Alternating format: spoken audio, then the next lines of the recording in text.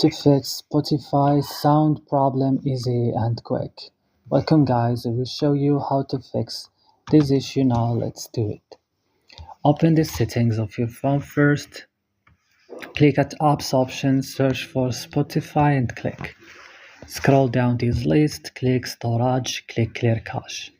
And back after that, click at force stop now, click OK. So you should move directly to Play Store or App Store, update Spotify if the update is available. Restart now your phone and that's it. I hope this video was helpful. If you find it useful, don't forget to like and subscribe in this channel and see you in next video in next tutorial.